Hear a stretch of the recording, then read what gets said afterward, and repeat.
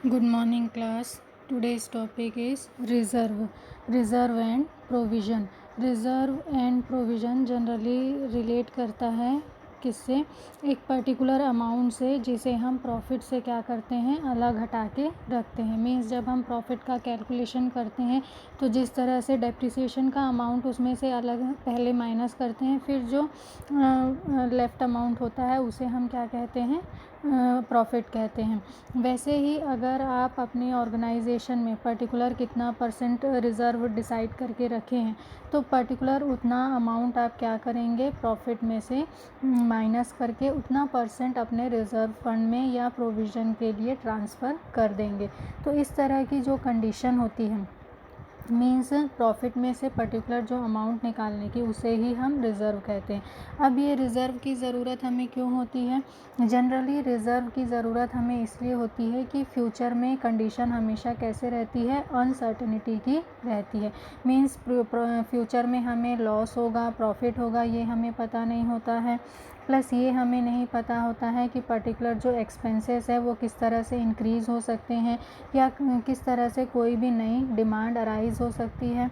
तो इन सारी कंडीशंस के लिए तैयार रहने के लिए हम जनरली क्या करते हैं, रिज़र्व करते हैं। रिज़र्व एक कंडीशन है, प्रोविज़न अलग कंडीशन है। दोनों में डिफरेंस क्या है कि जो रिज़र्व है वो जनरली हम किस लिए करते हैं, पर्टिकुलर जो भी हमारे फ्यूचर की अनसर्टनिटी है उसके लिए। मीन्स हमको उसके बारे में पता नहीं कि वो अनसर्टेनिटी क्या है, लेकिन फिर भी हो सकती है सोच के हम क्या करते हैं, रिज़र्व करते हैं। जबकि जो प्रोविज़न होता है वो किससे रिलेटेड होता है, पर्टिकुलर हमको पता होता है कि रिलेटेड जो कंडीशन है उसमें हमको लॉस होने के चांसेस हैं, तो पर्टिकुलर कहाँ तक लॉस हो सकता है उस लेवल को समझ के उसके अकॉर्डिंग हम क्या कर सकते हैं, प्रोविज़न कर सकते हैं। ये प्रोविज़न एसेट्स पे भी हो सकता है, लाइबिलिटीज़ भी हो सकता है, और इसका भी अमाउंट फिक्स नहीं होता है। मीन्स ये भी किससे रिलेटेड है, फ्यूचर से रिलेटेड है। जैसे कि बैड डेबिट की कंडीशन, हमको इससे रिलेटेड कोई नॉलेज नहीं होता कि कितना पैसा हमारा डूब जाएगा, फिर भी एक लमसम कंडीशन मान के हम क्या करते हैं, इससे रिलेटेड प्रोविज़न करते हैं। किसी भी तरह के डिस्काउंट की कंडीशन और भी बहुत अलग ऐसी कंडीशन होती है जिसके लिए हम क्या करते हैं, प्रोविज़न करके रखते हैं, जिससे कि फ्यूचर में अगर किसी तरह का नुकसान हो तो हम इसके थ्रू आसानी से क्या कर सकें, रिकवर कर सकें। तो मेनली जो आपका रिज़र्व है वो टोटली अलग चीज़ है और जो प्रोविज़न है वो भी टोटल क्या है, अलग चीज़ है। जो आपका जो आपका रिज़र्व है वो किससे रिलेटेड होता है, वर्किंग कैपिटल से। मीन्स ये वर्किंग कैपिटल को क्या करता है, इंक्रीज़ करता है। जबकि जो आपका प्रोविज़न है वो सिर्फ किससे रिलेटेड होता है, पर्टिकुलर हमने जो लॉस के बारे में सोच के रखा है उस अमाउंट से रिलेटेड होता है। आपका रिज़र्व क्या रहता है, पर्टिकुलर ये मैनेजमेंट की कंडीशन पे डिपेंड करता है कि मैनेजमेंट किस तरह से डिसाइड करता है कि रिज़र्व की कंडीशन क्या होगी, उसके रूल्स रेगुलेशन पॉलिसीज़ क्या होगी, कितना परसेंट रिज़र्व अमाउंट रहेगा। जबकि जो आपका प्रोविज़न है वो टोटली डिपेंड करता है कि कितना अमाउंट आपका डूबने का चांसेस है। उसके अकॉर्डिंग आप पर्टिकुलर जो भी अमाउंट है उसको डिसाइड करके उसके अकॉर्डिंग फिर आप सारी कंडीशंस को क्या करते हैं, क्लियर करते हैं। फिर उसके बाद जो आपका रिज़र्व है ये आपके क्या करते हैं, फाइनेंशियल कंडीशन को और ज़्यादा स्ट्रॉन्ग बनाता है। जबकि जो आपका प्रोविज़न है वो किसके लिए होता है, आपके किसी भी तरह के लॉस की कंडीशन को रिकवर करने के लिए होता है। प्लस जो आपका रिज़र्व है वो किस में से किया जाता है, प्रॉफिट में से ही किया जाता है। अगर आपको पर्टिकुलर इस ईयर प्रॉफिट हुआ है तो आप उसका अमाउंट निकाल के रिज़र्व में ट्रांसफ़र करेंगे, और अगर आपको लॉस हुआ है तो आप रिज़र्व में अमाउंट ट्रांसफ़र नहीं करेंगे। जबकि जो प्रोविज़न होते हैं, चाहे आपको प्रॉफिट हो या लॉस हो, आपको वो अमाउंट अलग करना ही होता है और ये ज़रूरी होता है। तो इस तरह से ये दोनों की कंडीशन टोटली अलग होती है, और इसके अकॉर्डिंग जो ऑडिटर है उसको ध्यान रखना होता है कि वो किससे रिलेटेड सारे एनालिसिस कर रहा है और उसके अकॉर्डिंग जो जो कंडीशन है वो फुलफ़िल हो रही है कि नहीं। अब हम यहाँ पे डिटेल में समझेंगे किसके बारे में, रिज़र्व के बारे में। जनरली जो रिज़र्व की कंडीशन है उसको हम 2 पार्ट में डिवाइड करते हैं। एक होता है आपका रेवेन्यू रिज़र्व या इसे कहते हैं आयगत संचय, और सेकंड होता है आपका कैपिटल रिजर्व मीन्स पूंजीगत संचय। अब इसमें से सबसे पहले हम समझेंगे रेवेन्यू रिजर्व को। रेवेन्यू रिजर्व में जनरली उन रिजर्व को शामिल किया जाता है जिसके थ्रू हम क्या करते हैं, पर्टिकुलर जो भी आपका बिजनेस है उसके फाइनेंशियल कंडीशन को अच्छे से अच्छे बनाने की कोशिश करते हैं। इसमें सबसे पहले आपका आता है जनरल रिजर्व, और भी कई हैं जैसे कि specific reserve, capital reserve, reserve fund, sinking fund, secret reserve. तो इसमें सबसे पहले हम किसके बारे में समझेंगे, जो आपका जनरल रिजर्व है उसके बारे में समझेंगे। जनरल रिजर्व किससे रिलेट करता है, ये क्या करता है, नॉर्मल होता है, और इसे जो भी आपका बिजनेस है उसकी फाइनेंशियल कंडीशन को स्ट्रॉन्ग करने के लिए इस तरह का फ़ंड क्रिएट किया जाता है। और इसमें क्या किया जाता है, जो भी आपका प्रॉफिट से रिलेटेड अमाउंट है उसमें से कितना परसेंट आपको ध्यान में रखकर क्या करना है, रिजर्व में ट्रांसफ़र करना है। ये किससे रिलेटेड होता है, वर्किंग कैपिटल की कंडीशन से रिलेटेड होता है।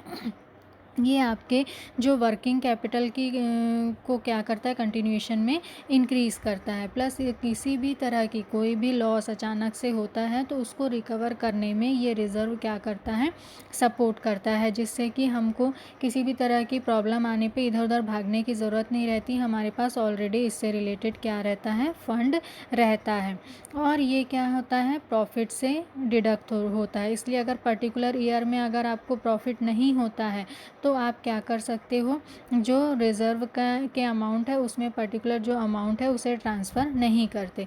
प्लस जब हम पर्टिकुलर ईयर में जब हमको प्रॉफिट नहीं होता है तो जब हम डिविडेंड का अमाउंट पे करने के लिए हमारे पास प्रॉपर अमाउंट नहीं रहता है, तब भी हम इस रिज़र्व को क्या कर सकते हैं, यूज़ कर सकते हैं।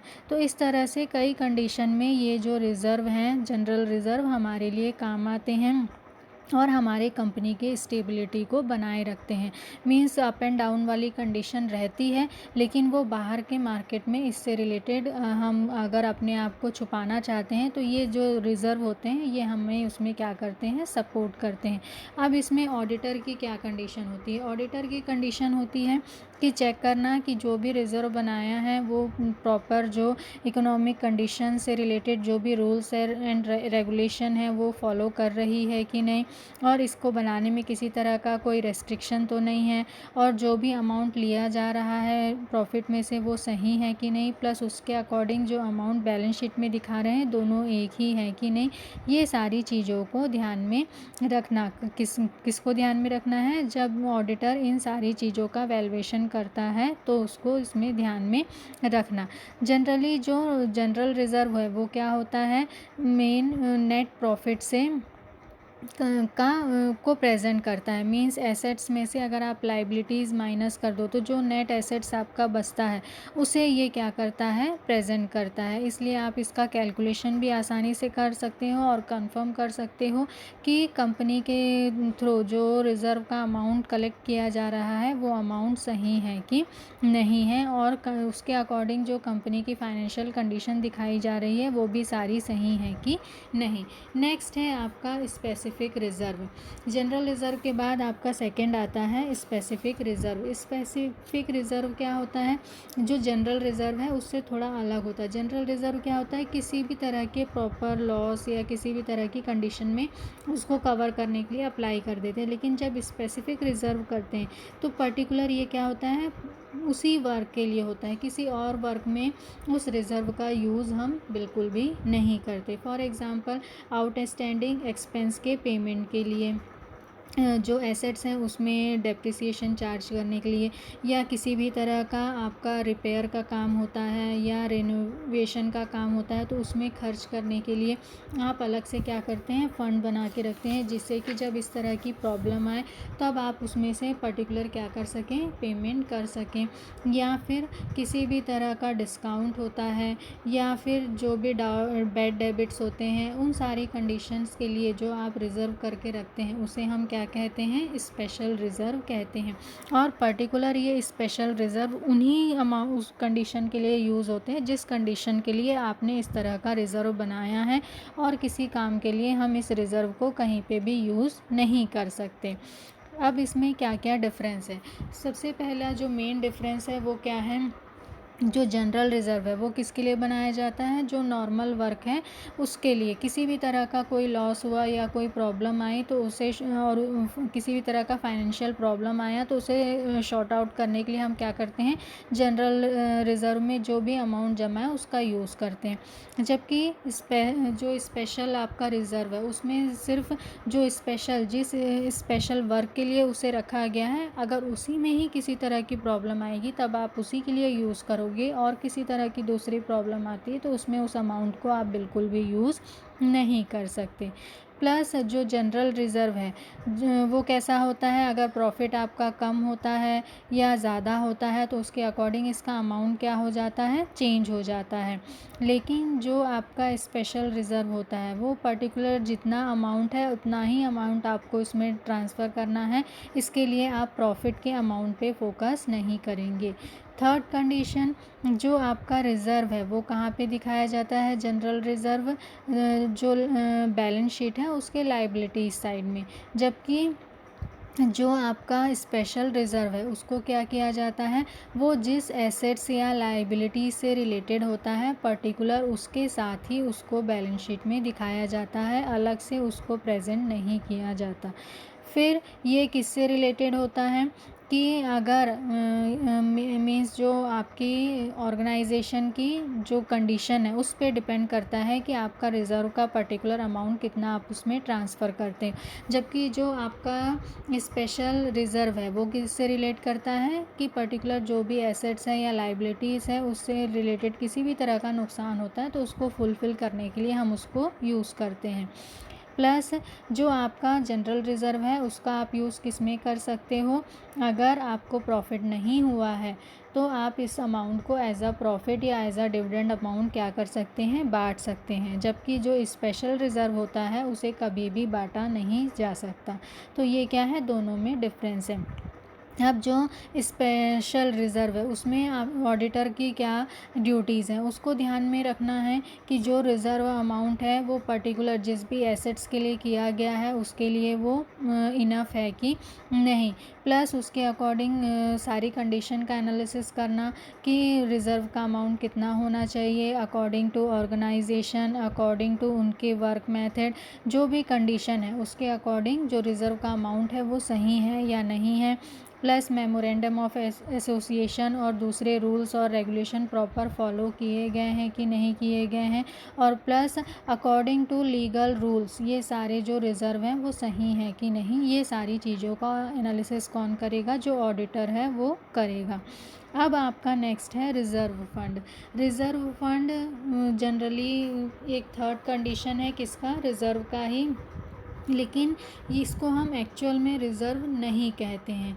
इसको एक्चुअल में हम क्यों रिज़र्व नहीं कहते हैं, क्योंकि इसमें क्या कंडीशन होती है कि जो भी आपका एसेट्स या दूसरी कंडीशन होती है उसको बेचने से तुरंत जो आपको अमाउंट मिलता है, ठीक है, उसको हम क्या करते हैं, रिज़र्व फंड में जमा करके रख लेते हैं। तो इस तरह के जो फ़ंड होते हैं उसको हम क्या कहते हैं, रिज़र्व फंड कहते हैं। और इसमें क्या कंडीशन होती है, जो भी अमाउंट रहता है उसको बैलेंस शीट में अलग से लिखा जा भी सकता है और नहीं भी लिखा जा सकता। मीन्स अगर आप इसको सीधे सीधे फ़ंड में ट्रांसफ़र करना चाहें तो फ़ंड में भी ट्रांसफ़र कर सकते हैं, या फिर अलग से सेल्स ऑफ एसेट या दूसरी कंडीशन में दिखाना चाहते हैं तो भी आप इसको दिखा सकते हैं।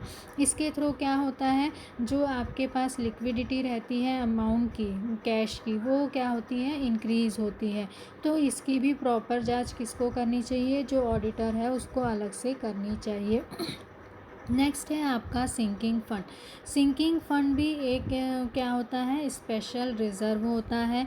इसमें क्या होता है, पर्टिकुलर जो सिंकिंग फ़ंड बनाया जाता है जो अलग तरह के रिज़र्व होते हैं उसमें शामिल होता है, और ये किससे रिलेटेड होता है, पर्टिकुलर किसी एक लाइबिलिटी से रिलेटेड होता है या पर्टिकुलर किसी एक एसेट से रिलेटेड होता है।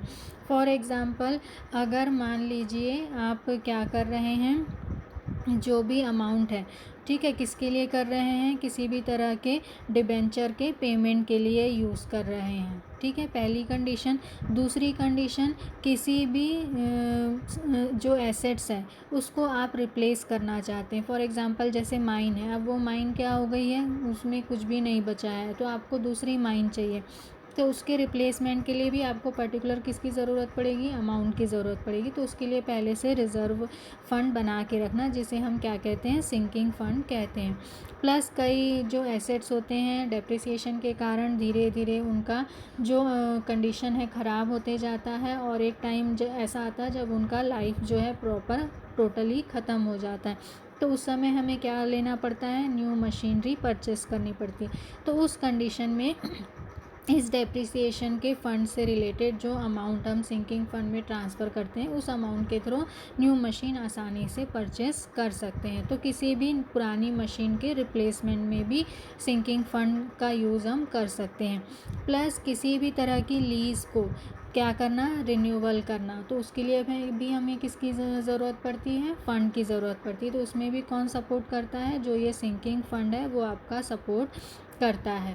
इसे भी जनरली हम क्या करते हैं, जब भी हम प्रॉफिट एंड लॉस अकाउंट बनाते हैं तो उसमें से एक प्रॉपर अमाउंट निकाल के क्या कर सकते हैं, उससे रिलेटेड जो भी अकाउंट रहता है उसमें ट्रांसफ़र कर देते हैं। मीन्स रिलेटेड फ़ंड में ये अमाउंट क्या हो जाता है, ट्रांसफ़र हो जाता है, और जब इस अमाउंट की ज़रूरत पड़ती है तब पर्टिकुलर उसी काम के लिए उस अमाउंट को उसके लिए निकाला जाता है। अदरवाइज़ दूसरे कामों के लिए इस अमाउंट को बिल्कुल भी नहीं निकाला जाता। मीन्स ये भी एक तरह से क्या करता है, रिकवरी में सपोर्ट करता है।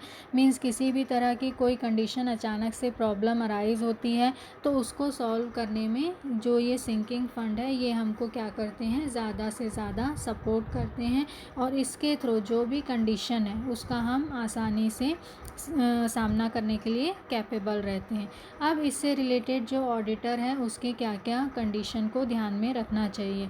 जब ऑडिटर इस तरह के सिंकिंग फंड से रिलेटेड जो भी कंडीशन है उनका एनालिसिस करते हैं, तो उनको देखना चाहिए कि जो भी हर साल आपका सिंकिंग फंड में अमाउंट जा रहा है वो इक्वल है कि नहीं, प्लस उसका जो ऑब्जेक्टिव है वो सही है कि नहीं, और जो ऑब्जेक्टिव है उसके अकॉर्डिंग जो अमाउंट उसमें ट्रांसफ़र हो रहा है वो कम तो नहीं है या ज़्यादा तो नहीं है। दोनों को टोटली क्या करना, चेक करना। कम है तो उसे क्लियर करना, ज़्यादा है तो उसे भी क्या करना, कंफर्म करना, किसमें, अपनी रिपोर्ट में, जिससे कि पर्टिकुलर सही अमाउंट उसमें ट्रांसफ़र हो, गलत अमाउंट उसमें ट्रांसफ़र ना हो। तो इस तरह से ऑडिटर को ये सारी कंडीशन चेक करना चाहिए कि पर्टिकुलर जो भी अमाउंट है वो सही कंडीशन में जो भी चीज़ें हैं उसको प्रेजेंट कर रही हैं या नहीं। अब डिफरेंस किस में, रिज़र्व फंड और सिंकिंग फंड में। जो रिज़र्व फंड होते हैं वो किस लिए होते हैं, जनरल पर्पस के लिए, जबकि जो सिंकिंग फंड होते हैं वो उसका पर्पस कैसा होता है, स्पेशल। मीन्स अगर लाइबिलिटीज़ के लिए तो पर्टिकुलर उसी लाइबिलिटीज़ में यूज़ होगा, बाकी किसी में नहीं होगा। फिर रिज़र्व फंड किससे रिलेटेड होता है, प्रॉफिट पे डिपेंड करता है, जबकि सिंकिंग फंड प्रॉफिट पे डिपेंड नहीं करता। आपका प्रॉफिट हो या लॉस, जो भी कंडीशन हो, जो पर्टिकुलर अमाउंट उसमें ट्रांसफ़र होनी चाहिए वो अमाउंट उसमें ट्रांसफ़र होना कंपलसरी है। फिर उसके बाद जो भी आपका फ़ंड है किसका, रिज़र्व से रिलेटेड, इसको आप एज अ डिविडेंड पे कर सकते हो, जबकि जो सिंकिंग फ़ंड का अमाउंट है पर्टिकुलर उसी काम के लिए यूज़ करेंगे जिसके लिए सिंकिंग फ़ंड आपने बनाया है। इसे as a profit dividend amount आप डिस्ट्रीब्यूशन नहीं कर सकते। ये क्या है, अलग अलग कंडीशन किसकी, रिज़र्व की और सिंकिंग फ़ंड की। अब हम समझेंगे सीक्रेट रिज़र्व। सीक्रेट रिज़र्व क्या होता है, ये सीक्रेट रिज़र्व हमेशा क्या रहते हैं, सीक्रेट होते रहते हैं।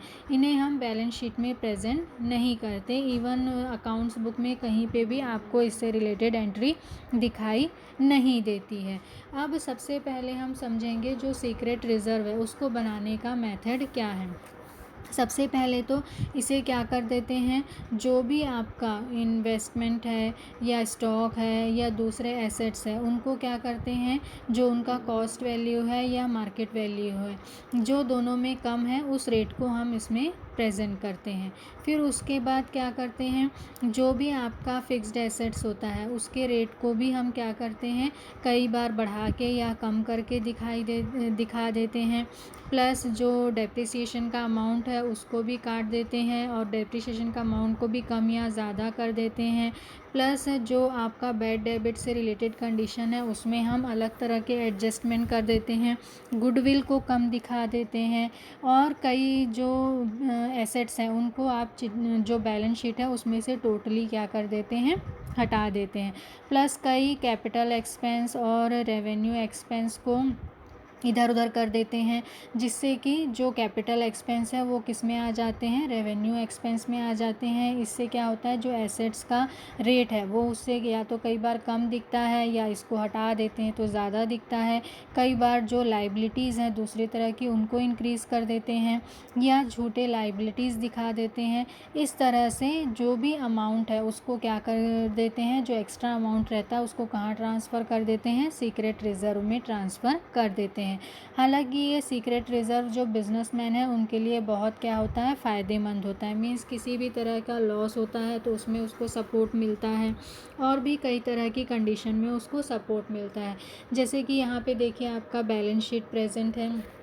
बैलेंस शीट में देखिए अगर एक नॉर्मल बैलेंस शीट होगा तो फर्स्ट कंडीशन में जो आपका अमाउंट है प्रॉपर सारी चीज़ें सही तरीके से हैं। मींस कैपिटल आपका कितना है, 10,000 है, क्रेडिटर 5,000 है, रिज़र्व फंड भी यहाँ पे क्लियर मेंशन है 3,000 का है। अब जो एसेट्स है उसका भी टोटल जो है दोनों का जो टोटल है वो इक्वल आ रहा है। अब अगर हम इसमें से क्या करेंगे, रिज़र्व फंड को गायब कर देंगे, मीन्स उसको किस में डाल देंगे, सीक्रेट फंड में डाल देंगे। तो उस कंडीशन में हमको क्या करना पड़ेगा, अमाउंट को छिपाना पड़ेगा। अब आपका रिज़र्व फंड का अमाउंट कितना है, 3,000 है। अब देखिए यहाँ से 3,000 क्या हो गया, गायब हो गया। अब इस अमाउंट को कवर करने के लिए हमने यहाँ पे क्या किया, जो डेप्टर का अमाउंट है उसको कम कर दिया, प्लस जो आपका फिक्स्ड एसेट्स था उसका भी अमाउंट क्या कर दिया, कम कर दिया। तो दोनों साइड में बैलेंस शीट कैसा हो गया, इक्वल हो गया। तो इस तरह की जो कंडीशन होती है उसको हम क्या करते हैं, सीक्रेट रिज़र्व। प्लस देखिए और भी कंडीशन, जब आप अमाउंट में किसी तरह का चेंजेस नहीं करते हैं तो आप क्या करते हैं, जो लाइबिलिटी साइड के अमाउंट है उनको क्या कर देते हैं, इंक्रीज़ कर देते हैं। एसेट्स की सारी कंडीशन सेम रहती है। बैलेंस भी कितना आ रहा है आपका, 18,000 ही आ रहा है। तो इस तरह की जो कंडीशन है उसके थ्रू हम क्या कर सकते हैं, आसानी से जो एक्चुअल आपका बेनिफिट है उसको आसानी से आप छुपा सकते हैं और उसका फ्यूचर में यूज़ कर सकते हैं। तो इस तरह से क्या होती है, अलग अलग कंडीशन अराइज होती हैं जिसके थ्रू हम आसानी से अपना सीक्रेट रिज़र्व क्रिएट कर सकते हैं। सीक्रेट रिज़र्व बनाते किस लिए हैं, क्योंकि इससे क्या होता है, जब भी किसी तरह की कोई अचानक से लॉस होता है उसमें हम इसका यूज़ कर सकते हैं। प्लस जब हमारा कोई कॉम्पिटिटर किसी तरह का कंपटीशन में आता है और हमारे पास अमाउंट कम रहते हैं उस समय भी ये सारी चीज़ें अमाउंट जो है हमारे काम आती हैं। प्लस कई बार क्या होता है, जब हमको प्रॉफिट नहीं होता तब उस ईयर को कवर करने में ये जो आपका कहना चाहिए सीक्रेट रिज़र्व है यही सपोर्ट करता है, जिससे कंपनी के बाहर में आपकी कंडीशन का बिल्कुल भी जो लॉस की कंडीशन है उसके बारे में पता नहीं चलता और जो भी लॉस है आप किससे कवर कर लेते हैं, जो आपका सीक्रेट रिज़र्व है उसके थ्रू आप ये सारे लॉसेस को कवर आसानी से कर लेते हैं। इवन डिविडेंड के अमाउंट में पेमेंट में भी किसी तरह का कोई प्रॉब्लम नहीं होता है। अब इससे कुछ प्रॉब्लम्स भी होती हैं। प्रॉब्लम क्या होती हैं कि इससे आपका बैलेंस शीट सही नहीं होता, जो शेयर होल्डर है उनको आपकी कंपनी की एक्चुअल कंडीशन का पता नहीं चल पाता है।